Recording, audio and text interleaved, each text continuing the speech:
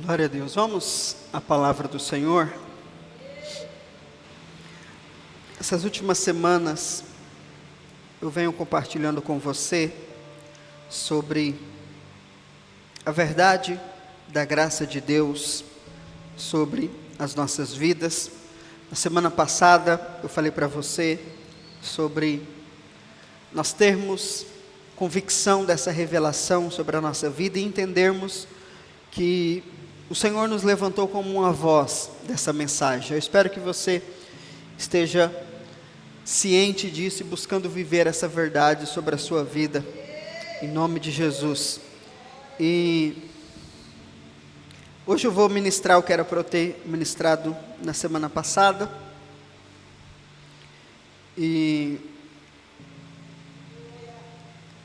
hoje eu quero falar com você sobre o porquê que a lei foi dada a nós.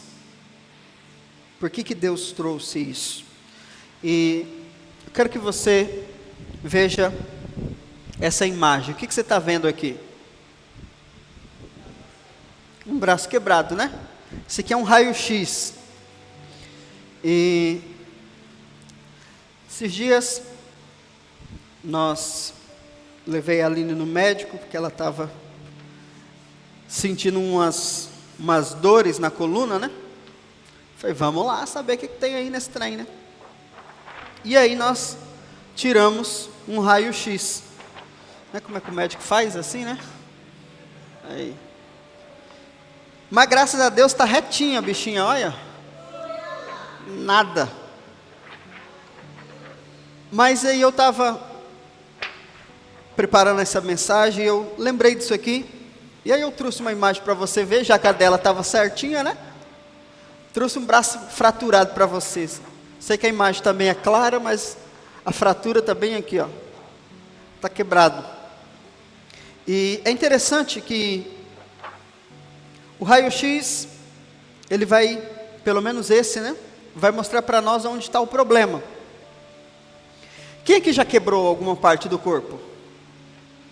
Nunca? Um braço, um dedo, nada? Só uma pessoa? Nós somos comportados, né, gente? Não é nada de errado. Nunca quebrei, nem quero quebrar, graças a Deus. Mas quando você quebra alguma coisa, ou quando você tem algum problema, imagine que você vai no médico, aí você fala, estou com uma dor aqui no braço e tal, caí, vamos. Aí ele fala, não, vamos tirar um raio-x para ver o que está acontecendo. Aí ele tira o raio-x, e aí o raio-x aponta lá a sua fratura. Aí ele pega, fala para você, ó, tá vendo aqui, ó, tá quebrado aqui. Vamos fazer o seguinte, tá aqui o raio-x, leva para casa e todo dia de manhã, você olha para o raio-x e diga lá a minha fratura. Vai falando isso todo dia, até você ser curado. Eu sou curado. Deixa eu te perguntar, vai resolver seu problema? Vai? Não vai. Por quê? Porque o propósito do raio-x não é resolver um problema, mas é mostrar o problema. Imagine que médico louco é esse, que você chega para ele e ele te dá, por exemplo, você chega para o médico e fala, médico, estou com dor de cabeça aqui. Ele fala, não, pensa positivo. Vai dar certo. Você vai procurar outro médico, você vai para casa, não, olha, o melhor médico do mundo. O que você vai fazer? Vai procurar outro. Por quê? Você não vai para o médico apenas para descobrir o seu problema. Você vai em busca, porque com problema você já sabe o que você está. Sim ou não? E pensando sobre isso, esse é justamente o propósito da lei.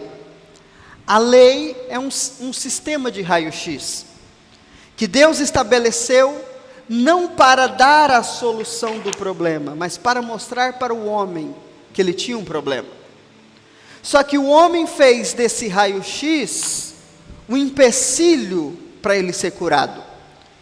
Ao invés de pegar o raio-x, olhar o problema e ir atrás da solução, o homem abraçou o raio-x e falou, não, pode deixar, vou ser curado, pode vir vou cumprir todos os mandamentos do raio-x e eu serei automaticamente curado. Funciona? Não funciona. Mas isso mostra para nós que existe diferença entre apontar o problema e resolver o problema. Diga, apontar o problema e resolver o problema.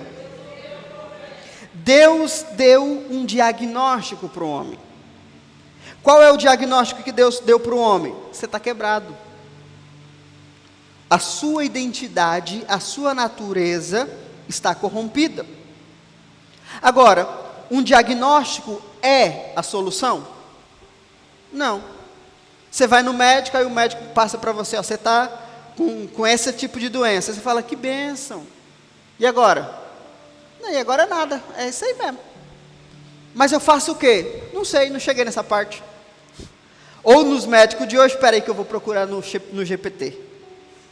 Nós fomos numa consulta, e aí, você acredita que o médico estava me consultando pelo chat GPT? Que qualidade, né? Oh, Brasil, velho. Mas entenda o seguinte, se a graça é a solução do problema, por que Deus deu a lei em primeiro lugar? Porque essa é uma pergunta que as pessoas fazem, né? Se Deus não queria que o povo vivesse na lei, por que Ele não deu a graça primeiro? É uma boa pergunta, né? Por quê? Porque a lei é o raio-x de Deus. Antes de você dar o remédio, você precisa mostrar o problema. Deus não pode apenas chegar para o homem e dizer, você está quebrado. Aí o homem diz, mas eu não me sinto quebrado. Eu estou bem. Já viu aquela pessoa que ela está doente, mas ela fala, não, eu estou bem. Eu estou morrendo, mas eu estou bem. Enquanto ela não reconhecer a doença, a solução não pode aparecer. Enquanto o homem não entende que ele está quebrado diante de Deus, Deus não pode manifestar a sua graça. Deus não pode manifestar a solução. Então, por que Deus deu a lei em primeiro lugar? Não foi para curar o homem, mas para mostrar para o homem que ele tinha um problema. Então, quando Deus dá os 613 mandamentos, Deus não estava pedindo para o homem fazer alguma coisa. Deus estava mostrando para o homem que ele estava quebrado. Por exemplo, Romanos 3,19 diz o seguinte: ora, sabemos que tudo o que a lei diz, o diz ao que estão sob o domínio da lei, para que toda boca se cale, e todo mundo fique sujeito. Para que a lei foi dada? Para isso, para calar a boca de todo mundo, e mostrar que todos estão quebrados, e merecem viver o juízo de Deus. Então, quando a lei diz, por exemplo, não matarás, é uma prevenção ou é uma denúncia? Então quer dizer que ninguém nunca matou antes?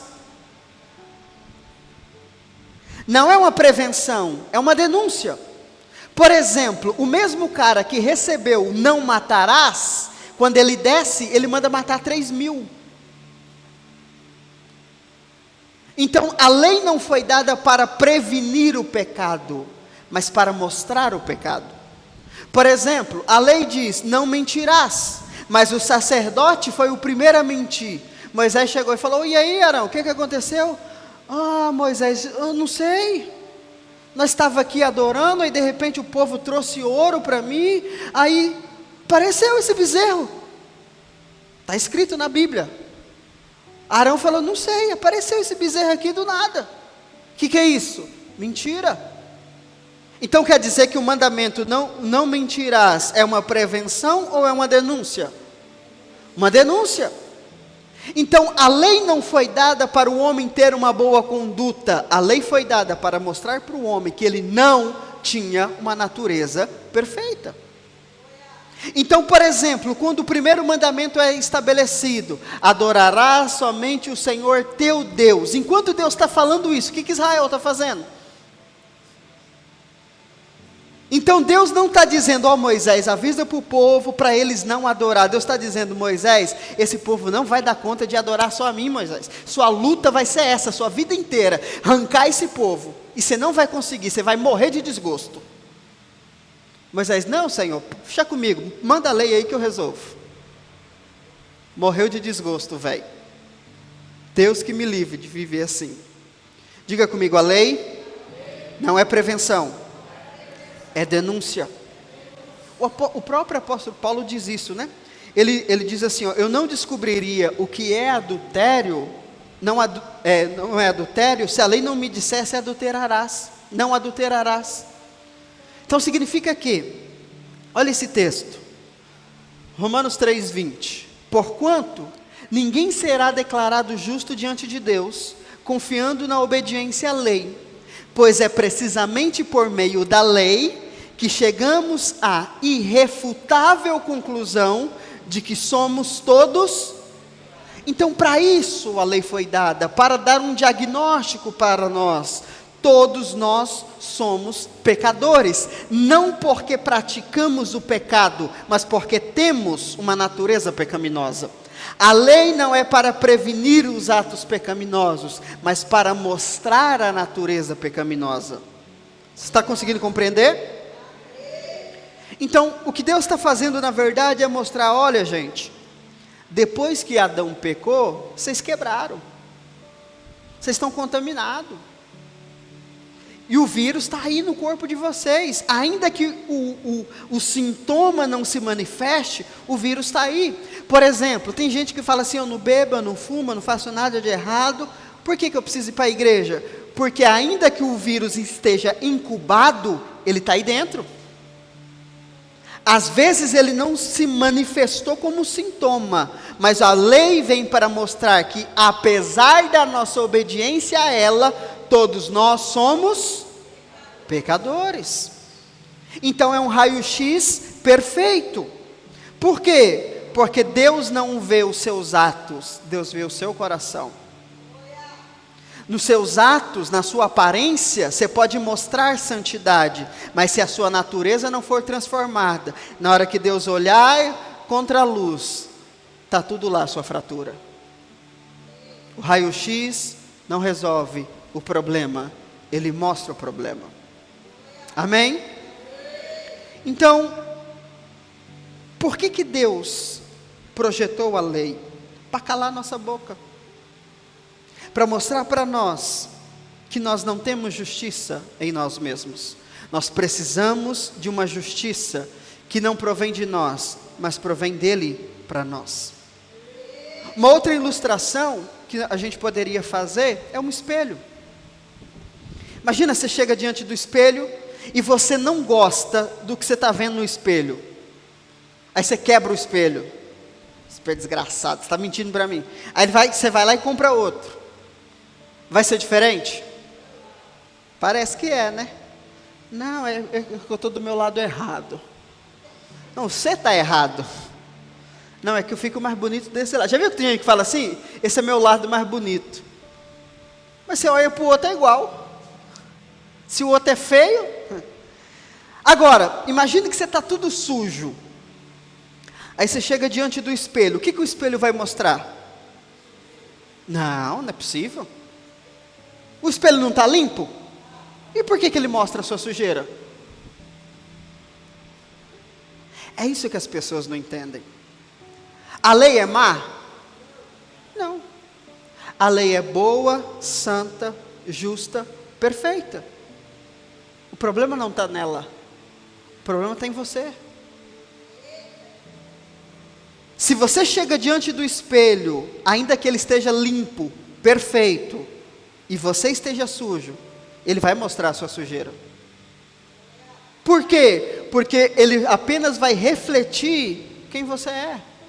Agora, ao invés de você olhar no espelho, você olhar para cima do chuveiro assim, o que vai acontecer? Você vai ser limpo. E o que a água tem a ver com a sua sujeira? Nada, ela vai descer e se tiver sujo, ela vai limpar. Diferente do espelho que mostra quem eu sou, A água revela o que está por detrás da sujeira. A lei é um espelho que aponta quem eu sou, mas a graça é a água que nos purifica, apesar da nossa sujeira. Mas eu preciso saber que eu estou sujo. Eu preciso compreender a minha condição. Por isso que, se a pessoa... Ó, para você ver como é que a estratégia do diabo é extraordinária. Se a pessoa acha que ela não tem pecado, ela precisa ser salva? Então, primeiro, antes de apontar a salvação, Deus vai ter que mostrar o pecado. Porque por mais que não apareça, todos somos pecadores. Você está entendendo o que eu estou te falando? Diga comigo, a lei é um diagnóstico. Muitos ainda acham que o problema do homem está em seus maus comportamentos. Mas a lei nos mostra que o problema é a nossa. Hoje nos púlpitos das igrejas, o que é pregado? Bom comportamento. E é legal.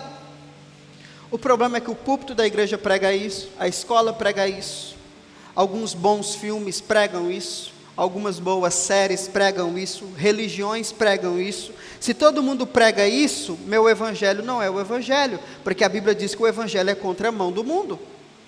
Se a mensagem que eu ouço na igreja é a mesma mensagem que todo mundo prega, essa mensagem aqui dentro está contaminada.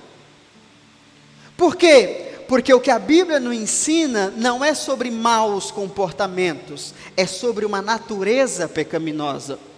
Deus não quer que tenhamos bons comportamentos se a nossa natureza não for transformada.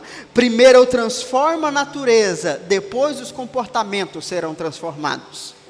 Mas o que é pregado hoje e o que a lei prega é: nós precisamos mudar o comportamento, independente da natureza. Mas essa não é a verdade bíblica. Amém? Um outro exemplo, estou dando um monte de exemplo para você, para ver se você entende. Só não desenhei eles, não trouxe. Mas imagina que você vai beber água ali, e o copo está sujo, cheio de terra. E aí, você não vê, você põe a água, aí você deixa, vai conversando, na hora que você volta, a água está limpa. Mas lá no fundo do copo está a sujeira. A água está limpa, a sujeira está no fundo. Aí a irmã vem, põe uma colher e mexe o copo. O que vai acontecer? Antes a água estava limpa, não estava? E a sujeira estava embaixo, não estava? A culpa é da colher. Se a mulher não tivesse mexido com a colher, a água estaria limpa, sim ou não? Claro que não. Como que o copo está cheio de terra e a água está limpa? Mas aparenta. E é isso que a igreja prega. Deixa a sujeira no fundo, não mexe com ela não. Porque se mexer é pior. Finge que está tudo bem. A lei é essa colher. Espera aí, você está se achando demais, deixa eu dar uma mexidinha no seu copo. Por exemplo, você tem uma jarra de suco. E eu jogo um pingo de veneno. Você toma?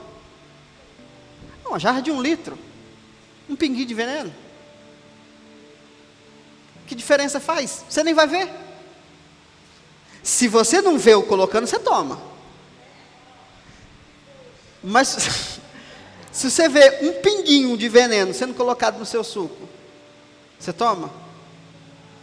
Porque não é sobre a quantidade, é sobre a existência. A gente acha que porque eu tenho pouco pecado, o pecado é inofensivo. Não é sobre a quantidade, é sobre a existência. Se há um fruto, há uma natureza. Não importa se tem muito. Então, quando o evangelho é pregado, o que Paulo está tentando nos ensinar é: Deus não está preocupado se você tem muita sujeira ou pouca sujeira. Ele está preocupado com a transformação da sua natureza. Porque se Ele transformar a natureza, todo o resto será transformado. Amém? Gálatas capítulo 3, versículo 23, foi o texto que eu falei para você. Ele diz: antes que essa fé no Evangelho chegasse, estávamos sobre a custódia da lei. Essa palavra é interessante, né? Custódia. Uma pessoa sobre custódia é o quê? Preso. Paulo está dizendo que nós éramos prisioneiros. E a lei era o nosso, como é o nome do? Carcereiro. Ela era o nosso carcereiro. Nela, aprisionados. Até que a fé que havia de vir.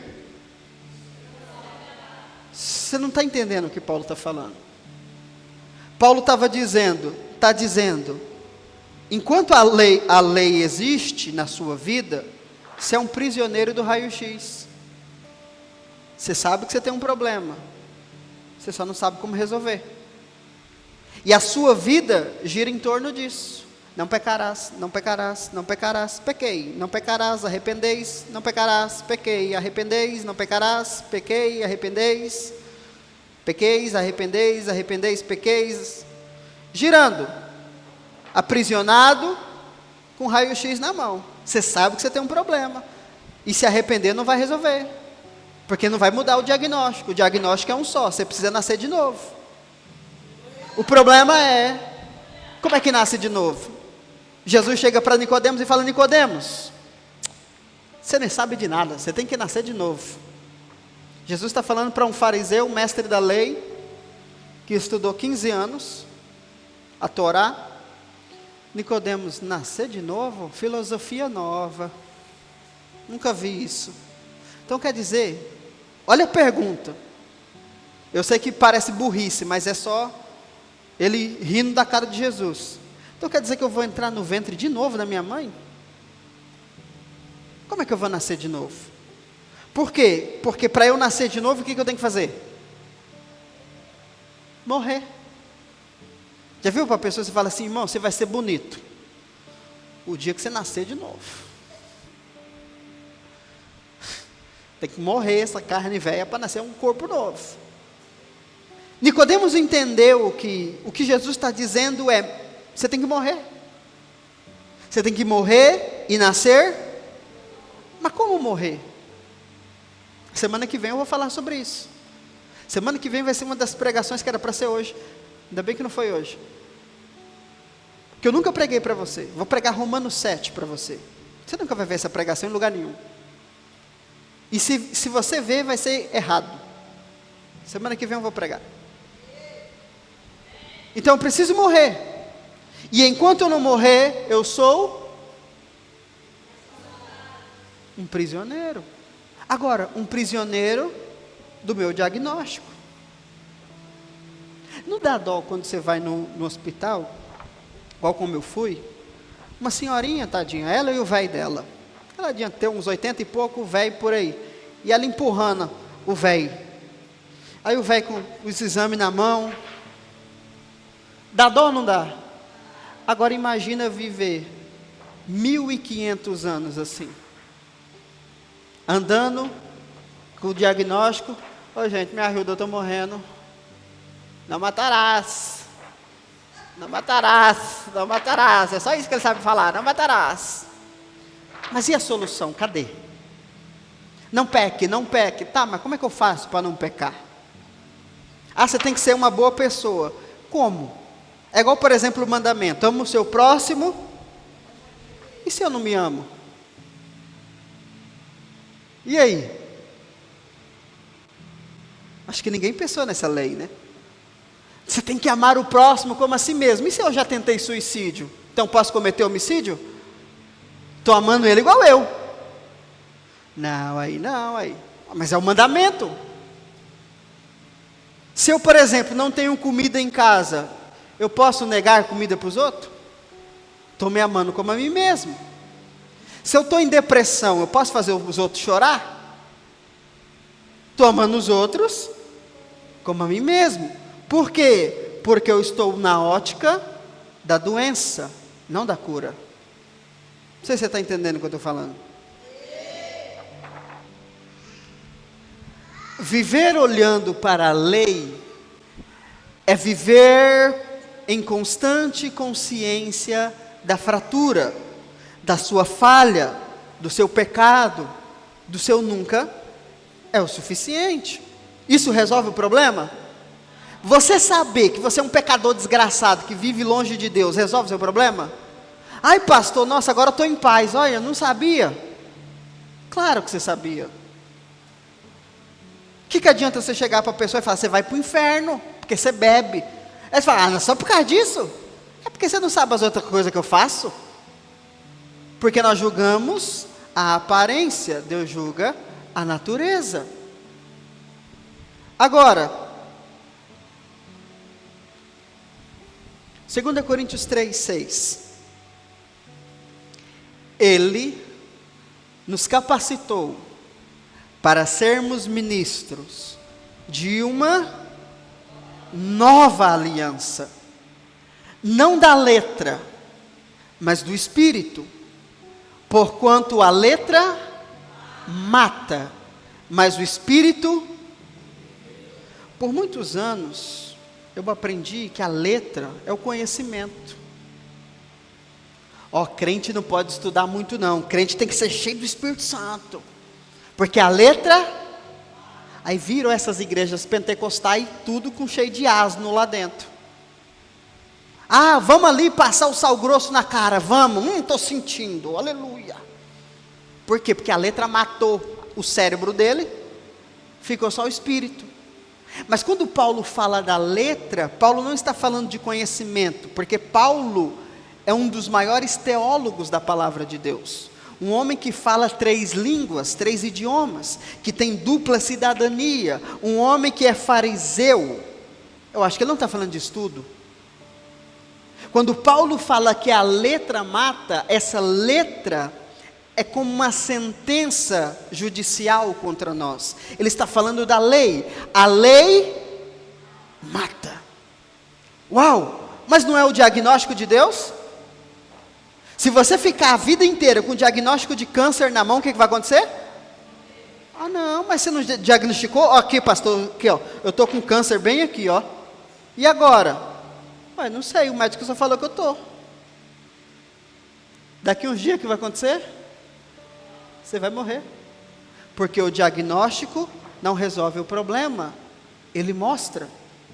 O que Paulo está dizendo é, viver na lei é viver longe da solução, mas consciente do problema. O final é a morte. Não pastor, mas eu vou tentar. Então você vai quebrar Deus no meio, porque o próprio Deus falou que ninguém consegue. Você vai conseguir? Não, você vai virar Deus então, você vai tirar Deus do trono, você vai conseguir o que o Satanás não conseguiu.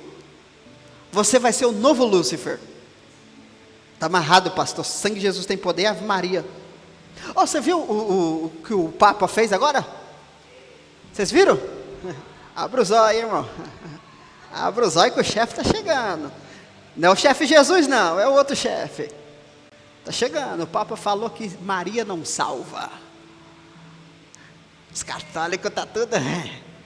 Esse Papa é do Satanás.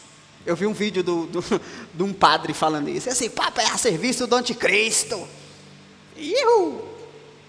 O Papa falou, quem salva é Jesus, Maria não salva. Não fica feliz, não fica? Lê sua Bíblia que você vai ver. Mas o Espírito, a palavra vivificar é a palavra que nós usamos para avivamento. Vivificar significa trazer vida novamente. Então, o que a Bíblia está dizendo, o que Paulo está ensinando, é que a letra mata, porque o homem já está morto no pecado. Mas o Espírito, a graça, traz vida ao que estava morto. Efésios 2 fala sobre isso. O Senhor nos deu vida quando nós estávamos mortos em nossos pecados. Então, você viver consciente do problema só vai matar você. Mas se você for consciente do problema e ir atrás da solução, você vai receber de Deus. Amém? Diga comigo, a lei é o raio-x. A graça é a solução. Então o que nós precisamos compreender? Que Deus quer nos levar para a sala de cirurgia. Deus não quer que o homem viva com um diagnóstico na mão. A lei foi dada para diagnosticar. Agora o que você sabe, larga a mão e vamos resolver o problema. É só uma informação, não é a solução. Agora, eu preciso morrer, ser deitado nessa maca e receber um novo coração. Eu preciso morrer e nascer de novo. Enquanto a lei promete apenas a morte, a graça promete um novo nascimento. E é isso que a gente não entende, né? Porque a gente olha para os mandamentos e a gente crê, não, pastor, eu vou conseguir. Agora, quando é o Espírito trabalhar na nossa vida, é difícil crer, né? Não, pode, vamos buscar, irmão, o Espírito vai te libertar. Ah, será, pastor? Não tem um mandamentozinho aí, alguma coisa para me fazer? Não, esse negócio de Espírito aí, parece que ele demora muito. Por quê? Porque, infelizmente, nós estamos impregnados na lei. Mas o Senhor não quer nos trazer uma melhora. Ele quer nos matar e nos fazer nascer de novo, em uma nova vida. O raio-x da lei era apenas a preparação para o procedimento principal, a cirurgia da graça. A lei revela o pecado, a graça elimina o pecado. Mas se eu abrir mão da graça e ficar só com a lei, eu sei que eu sou pecador, eu sei que eu peco, mas eu não sou resolvido. Eu vou morrer no pecado. Mas quando eu sei do meu pecado e vivo debaixo da graça, a graça não mostra o meu pecado, ela elimina o meu pecado. Uma aliança superior não é um raio-x melhorado, é um tratamento completamente. Porque tem gente que fala isso, né? Não, a nova aliança é uma continuação, é uma versão 2.0. Eu já vi muitas pessoas falando isso. O Deus do Antigo Testamento, ele é meio brabo, mas o Deus do Novo, aleluia. Não, irmão, é o mesmo Deus. O problema é que aqui ele está mostrando o problema, aqui ele está mostrando a solução. Aqui não tem como resolver, aqui já está resolvido. Deus não mudou, Deus é o mesmo. Não, pastor, nós precisamos de uma lei 2.0, nós precisamos assim, melhorar. Não, nós não precisamos melhorar, nós precisamos morrer e nascer de novo. Você já morreu? Mas você é porque tem um zumbi e tem aquele que nasceu de novo. O que é um zumbi? Ele é morto, mas está vivo. Tem um monte de crente assim dentro da igreja. Ele morreu, mas ele não nasceu de novo. Ele está morto, ele sabe que ele é pecador, ele sabe que Jesus é bom, mas ele rejeita o remédio. Ele está ali, com os braços caindo, com as pernas arregaçadas, mas ele está aqui, está vivo, mas está morto.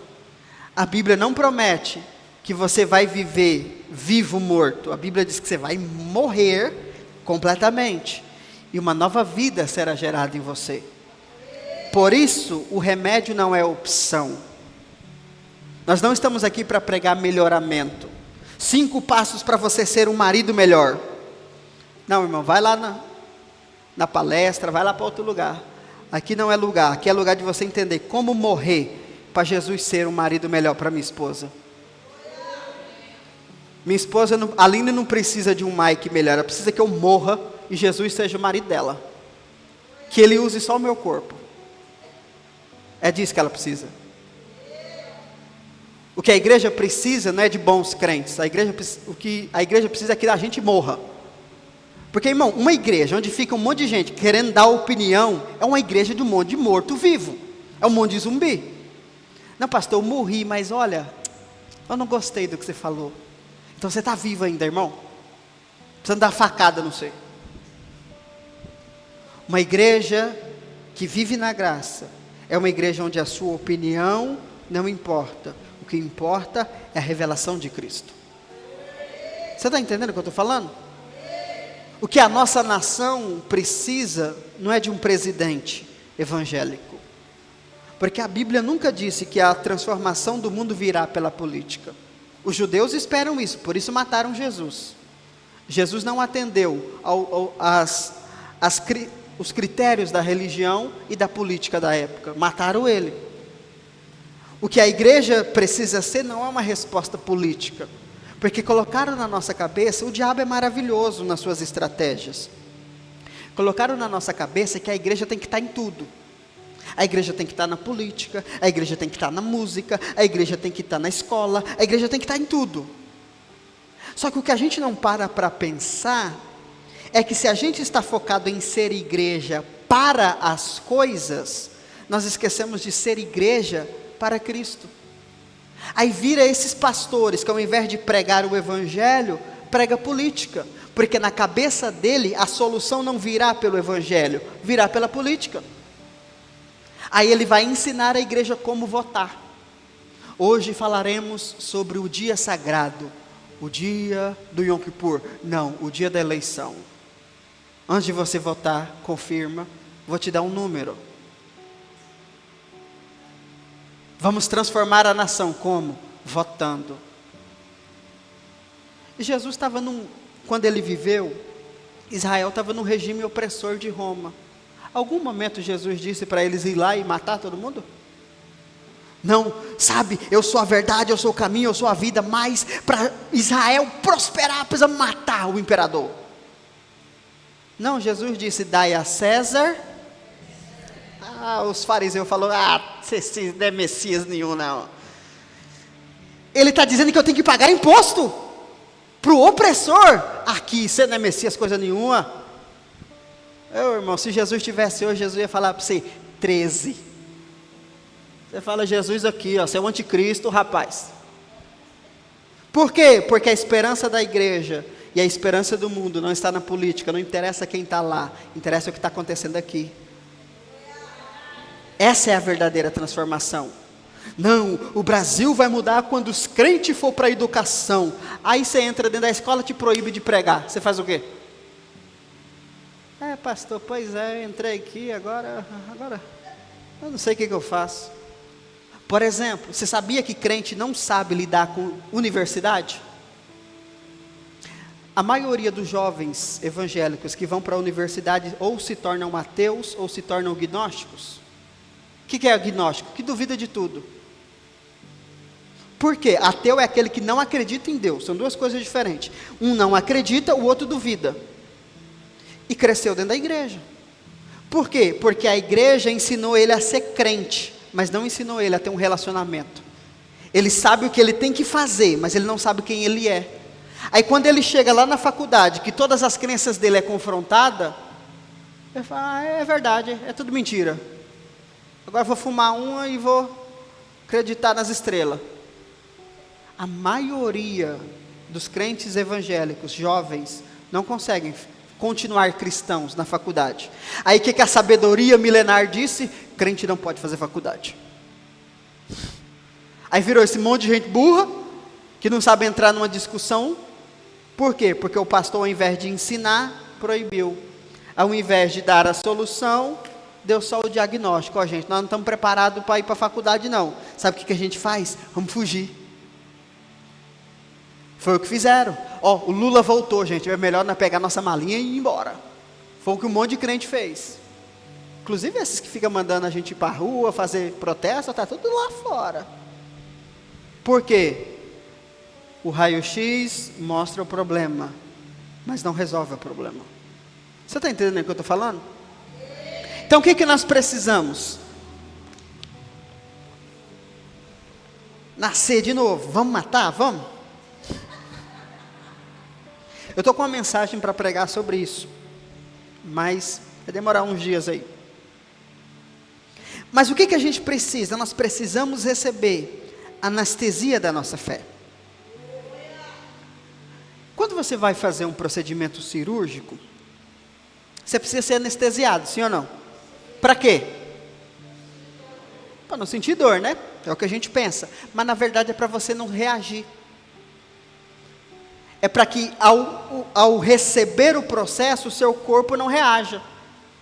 Então você precisa ter o seu corpo neutralizado, para que não haja uma resposta do seu corpo contra o processo que está sendo feito. O que significa? Olha só, ciência também é pregação.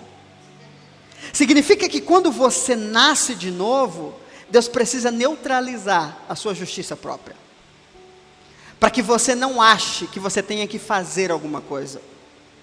Você precisa apenas crer. Porque tem um monte de gente que fala: pastor, agora eu sou crente, me fala aí o que eu tenho que fazer. Não, irmão, você não foi anestesiado ainda, você está reagindo ao procedimento. Você precisa anestesiado, você precisa perder a sua justiça própria. Pastor, como é que é isso? Quando você chega assim: pastor, não sei mais o que eu faço. É isso aí. É isso aí, você chegou na mesa. Pastor, e agora? Agora, irmão, conta até 10, até ir sumindo. Já viu quando a pessoa vai tomando anestesia, o médico vai contando até 10. 5, 6. Agora sim, agora vamos embora, agora está pronto. Tem crente que ele está na mesa, mas ele está em médico. Você vai fazer o quê? Hein? Ó, mas cuidado aí, viu? Ó, essa faca é grande, hein? E essa agulha aí, Aline? Toda vez que ela vai tirar sangue, que vem a agulha? Meu Deus. Aí ela começa a suar. Eu falei: para que você olha? Para mim ver o tamanho. Eu falei: deixa o trem, ué. Por quê, irmão? Entenda o seguinte: Deus não precisa da nossa ajuda. Deus precisa da nossa fé.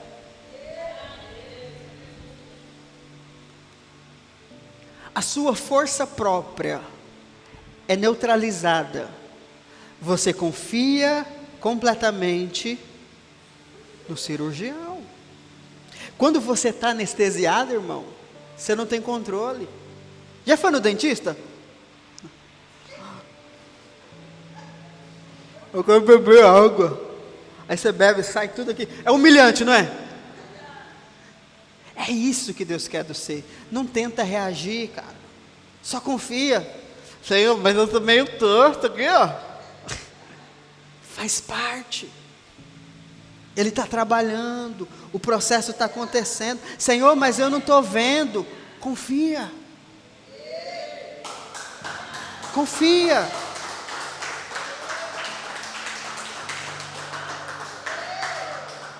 Pastor, mas está demorando demais. Irmão, eu fico assim assustado que tem cirurgia que demora 12 horas.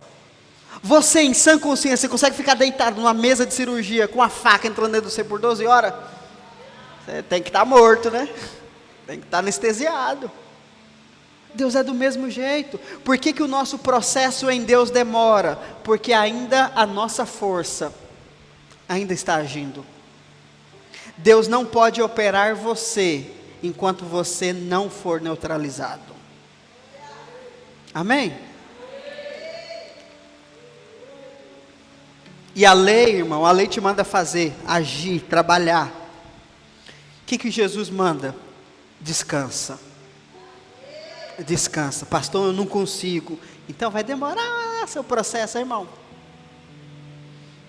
Eu estou nessa. Jesus falou: senta, eu já estou deitando. Vamos acabar logo, não aguento mais não, vamos embora. Aí se ele mandar eu levantar, eu levanto, mas o Senhor fala: ei, senta, eu, aleluia. Mas tem que, não, sentar onde? Sentar para quê? O que o Senhor vai fazer? Ô irmão, sabe o que Jesus faz? Você não está pronto, volta na próxima semana. E vai embora. Eu falo: não, Senhor, o que o Senhor quer?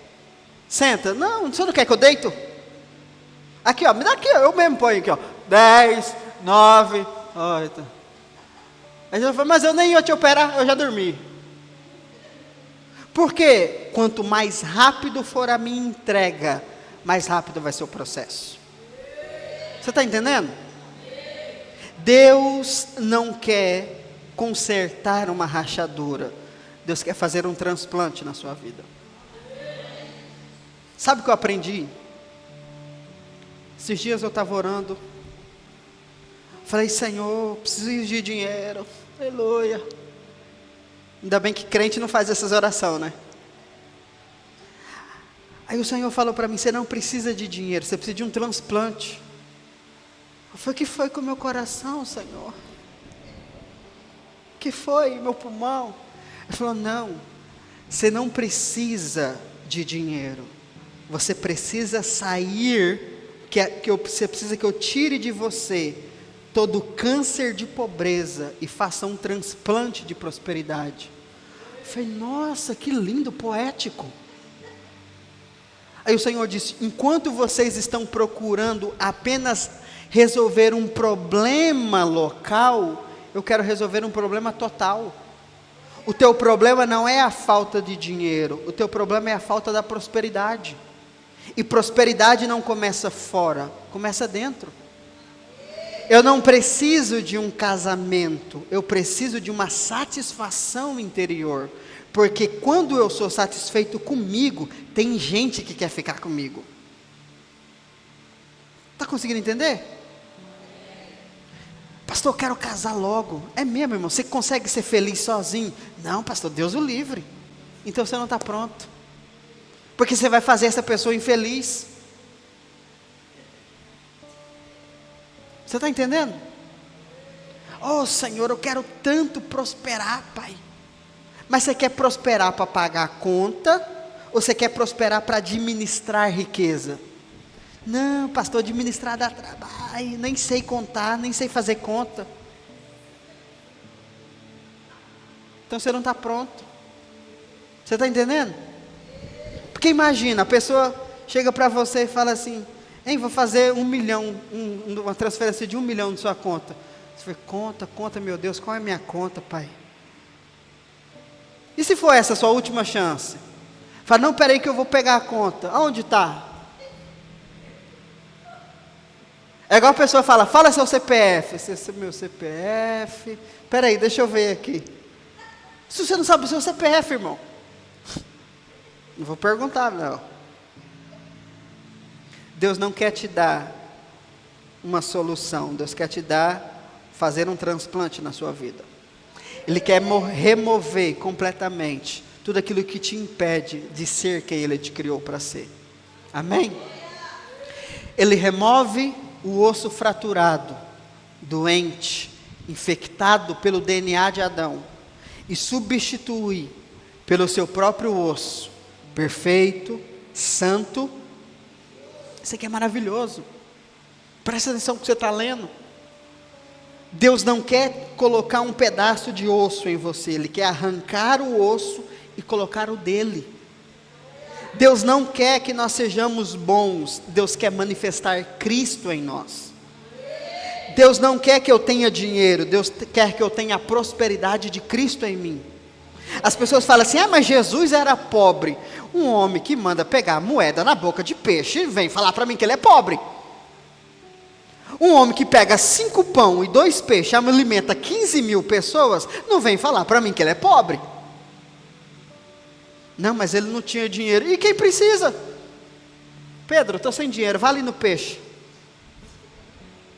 Não é nem no banco, porque senão você está roubando. Vai no peixe ali, pega um peixe lá. Pega o peixe, mata, come e tira a moeda. Olha que coisa maravilhosa. Jesus era tão pobre que na cruz fizeram guerra para ver quem que ficava com a roupa dele. Estamos falando de soldados romanos corruptos que ganhavam muito dinheiro. Eles não rasgaram a roupa para cada um ficar com a parte. Eles brigaram pela roupa. Era um trapo velho, né?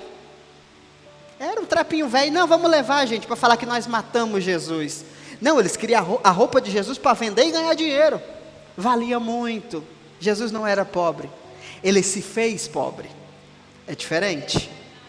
Ele se fez pobre para que por meio da sua pobreza nós fôssemos enriquecidos. Aí a gente pensa, pastor, onde é que está o dinheiro? Deita na cama, morre, nasce de novo, entenda quem você é nele, e vai acontecer. Por isso que eu estou falando, quando ele manda sentar, eu já estou deitando. Vem Jesus, pega a faca, vamos embora, vamos. Pode abrir, Senhor, aleluia. Vai tirando, Senhor, toda a pobreza, sai coisa ruim. Só quer que eu ajudo? Quando você se entrega, o processo é mais rápido. Amém? 2 Coríntios 5:21, que nós já lemos aqui várias vezes. Várias vezes. Deus fez daquele que não tinha pecado algum a oferta por todos os nossos pecados, a fim de que nele nos tornássemos justiça de Deus. Deus não deu um bom comportamento, Deus deu uma nova natureza para o homem. Amém? Entenda isso. A Bíblia diz que o Espírito Santo é o nosso fisioterapeuta. Quem já fez fisioterapia aqui? Irmão, parece que vai quebrar, não parece? Vai arrancar. O Max fez no pescoço. Eu lembro só de uma vez que eu fui, eu falei, meu Deus do céu. Pegava o pescoço dele, arregaçava assim. Eu falei, meu Deus, vai matar o guri. Porque o processo parece que é para matar, mas não é. Oh, pai, eu não aguento mais o processo. Se eu parar o processo, você não anda. Está pegando ou não? Não, Senhor, não tem como eu mandar dinheiro assim logo, não? Não posso. Eu tenho que primeiro preparar você para receber. Porque se eu te der sem a preparação, você vai perder e vai me pedir de novo. Então não é melhor eu te preparar para você receber e eu poder te dar mais de forma livre, sem precisar você pedir? Interessante, Senhor. Mas não tem como a gente, nós negociando com Deus, não tem como o Senhor fazer isso sem passar pelo processo? Vamos negociar aqui quanto o Senhor quer? Não, irmão, eu preciso passar pela fisioterapia. Eu lembro do Max, quando ele estava com a perna arregaçada. Não, eu estou bem aqui, ó. Olha aqui. Moço, vai fazer a fisioterapia? Eu não preciso não, aqui, ó. Está retinha a perna, olha aqui. Por quê? Porque ele fez, o primeiro dia que ele fez, a mãe arregaçou a perna dele, que ele saiu todo arregaçado. Falou, não volta aqui mais não. Porque o processo dói, irmão, é humilhante.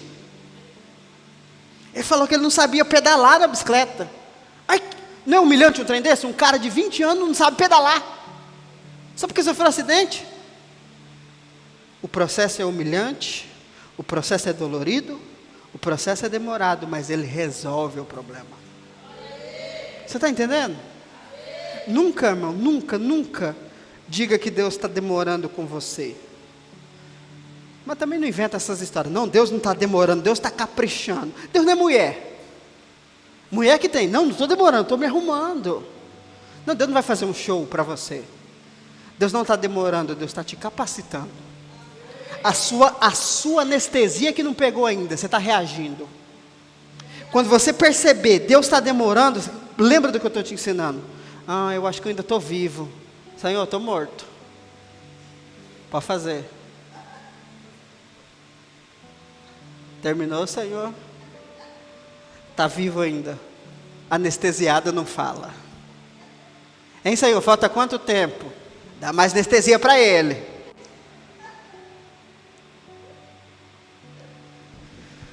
Você não vive mais com medo da fratura. Você vive na força. Você não precisa mais do raio-x. Você só precisa se entregar.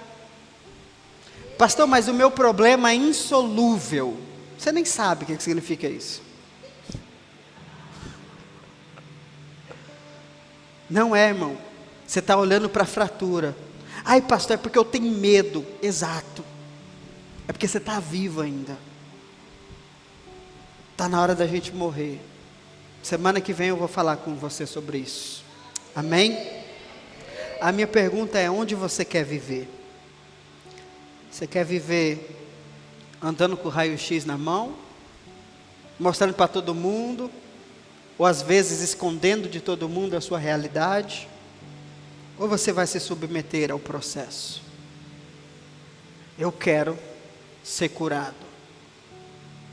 E você sabe que um médico, ele faz 8 anos de medicina, depois 5 anos de medicina, mais as especializações. Mas engraçado, todas as vezes que a gente vai lá, a gente sabe que sabe.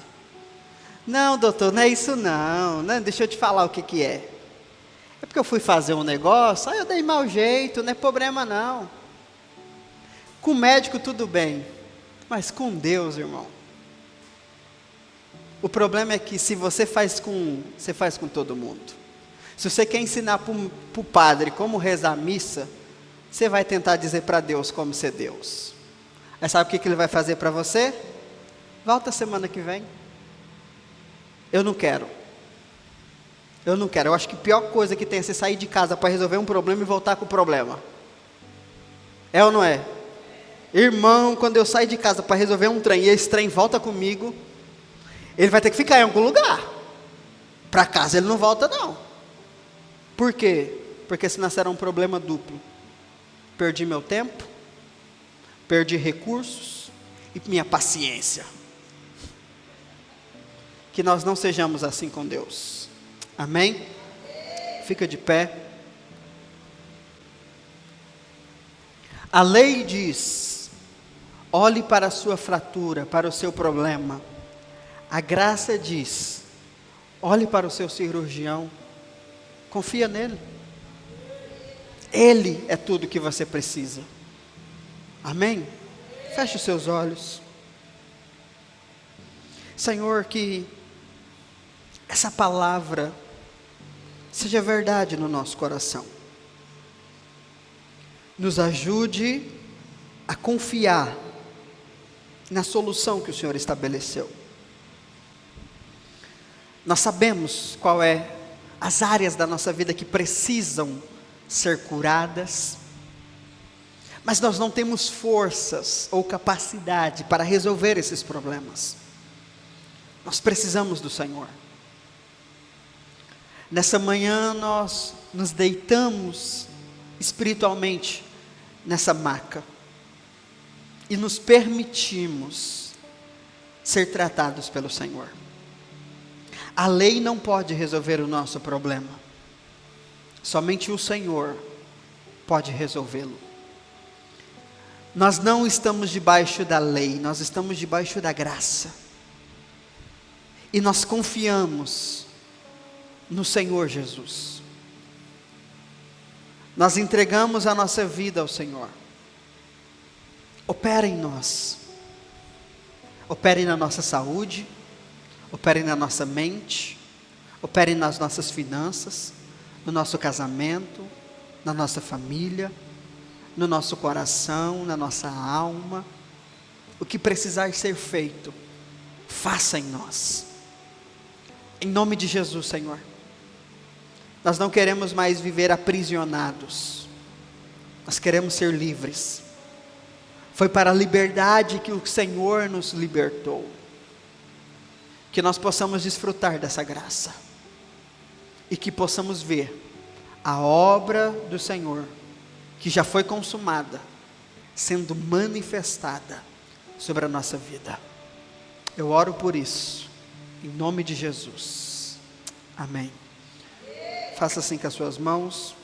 Declaro uma semana abençoada sobre a sua vida. Declaro que a graça do Senhor, o poder de Deus, se manifestará sobre a sua vida.